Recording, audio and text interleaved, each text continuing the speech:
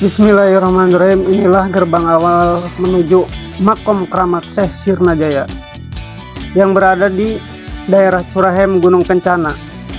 Dari sinilah perjalanan ziarah dimulai. Udara terasa sejuk, suasana tenang, dan di sekitar terlihat pemandangan alam yang masih asri.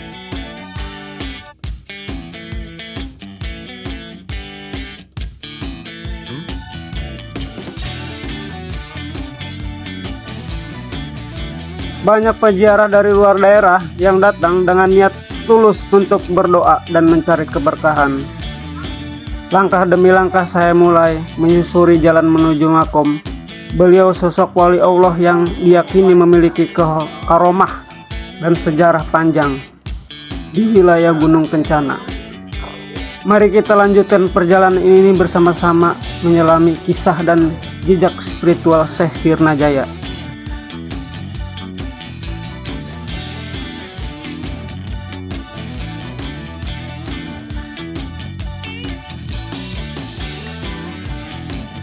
Setelah melewati gerbang utama, perjalanan saya lanjutkan dengan menaiki anak tangga yang tersusun rapi. Suasana semakin terasa teduh. Kanan kiri dipenuhi tanaman hijau dan bunga-bunga yang bermekaran, seolah menyambut setiap langkah para peziarah yang datang dengan niat baik. Di tengah perjalanan menuju makom Syekh Sirnajaya, di sebelah kanan jalan terdapat satu makom keramat lain, yaitu makom Syekh Jaya Sampurna. Makom ini juga sering diziarahi oleh para peziarah yang datang ke tempat ini. Konon beliau masih memiliki hubungan erat dengan Syekh Sirnajaya dan banyak yang percaya bahwa kedua makom ini saling berkaitan dalam perjalanan dakwah dan perjuangan penyebaran agama Islam di wilayah Gunung Kencana. Suasana di sekitar sini begitu hening, damai, hanya terdengar suara angin dan kicauan burung yang membuat hati terasa tenang. Dari sini perjalanan saya lanjutkan menuju makom utama, yaitu makom Syekh Sirnajaya di Buyut untuk menziarahi dan mengenang jasa beliau. Saya terus melangkah bersama teman saya menyusuri jalan tapak yang mulai dipenuhi akar-akar pohon dan daun kering.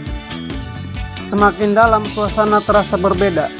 Udara mulai dingin dan hembusan angin terasa pelan tapi menusuk. Di depan saya terlihat sebuah pohon beringin yang sangat besar, menjulang tinggi dan tampak sudah berusia ratusan tahun. Dari sinar matahari yang menembus sela-sela ranting, tercipta bayangan yang menambah kesan misterius di tempat ini. Suasananya cukup mencekam, tapi juga terasa sakral, seolah pohon besar ini menjadi penjaga alam sekitar makam keramat. Banyak yang percaya pohon ini sudah berdiri sejak zaman para wali dahulu dan menjadi saksi bisu perjalanan spiritual para peziarah yang datang ke sini. Di depan saya sudah terlihat makom Syekh Sirnajaya di ujung sana. Nanti kita mau ke sana untuk melihat dalamnya kayak gimana. Di bawah pohon beringin yang sangat besar ini, saya dan teman saya berhenti sejenak. Pohon ini terlihat begitu kokoh. Akar-akarnya menjalar ke segala arah, seolah memeluk tanah yang telah lama menjadi saksi sejarah di tempat ini. Ternyata bukan hanya kami yang tertarik dengan keunikan pohon ini. Di sekitar sini saya juga melihat ada seorang YouTuber lain yang sedang merekam suasana di bawah pohon besar ini. Terlihat ia juga sedang mengabadikan momen dan mungkin mencari cerita menarik tentang misteri pohon beringin yang dianggap keramat oleh warga sekitar. Suasana di sini benar-benar berasa beda. Angin berhembus pelan, daun-daun bergoyang pelan di atas kepala, dan seakan ada aura sulit dijelaskan dengan kata-kata. Tempat ini memang menyimpan banyak kisah dan menjadi bagian dari perjalanan spiritual menuju makom Syekh Sirnajaya.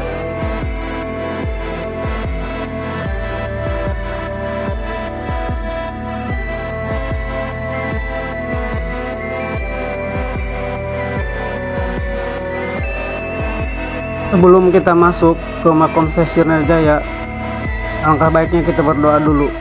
dengan dipimpin oleh Bapak Sukma Sriwijaya Mangkokusuma Diningrat. Sekarang kita mau masuk ke dalam, dan ternyata di sana sudah ada seorang laki-laki yang sedang berziarah.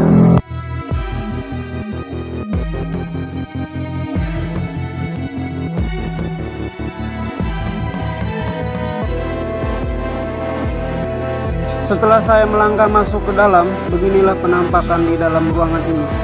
Suasananya begitu berbeda. Rasa sekali aura spiritual yang kuat memenuhi setiap sulitnya. Udara di sini terasa berat namun tenang, seolah ada energi yang masih menetap dan menjaga tempat ini. Setiap langkah yang saya ambil akan membawa saya pada cerita masa lalu yang tersimpan di balik dinding dan kain kelambu ini. Tempat ini bukan sekedar ruangan kosong, tapi seperti ruangan meditasi dan renungan.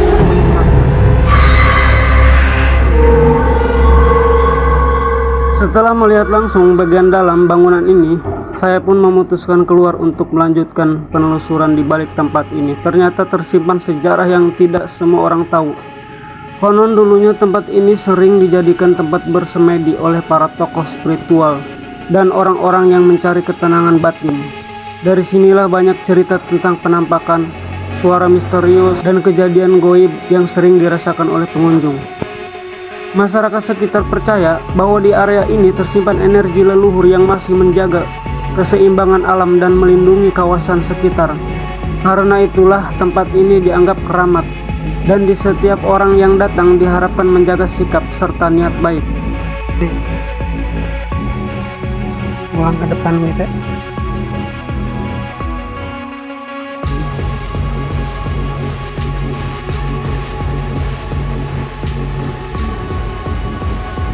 Kalau bulan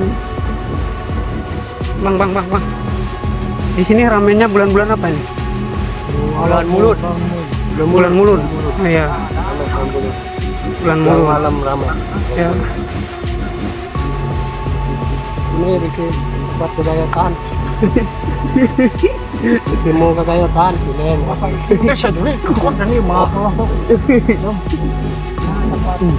Buat ya. Tahan. Warin.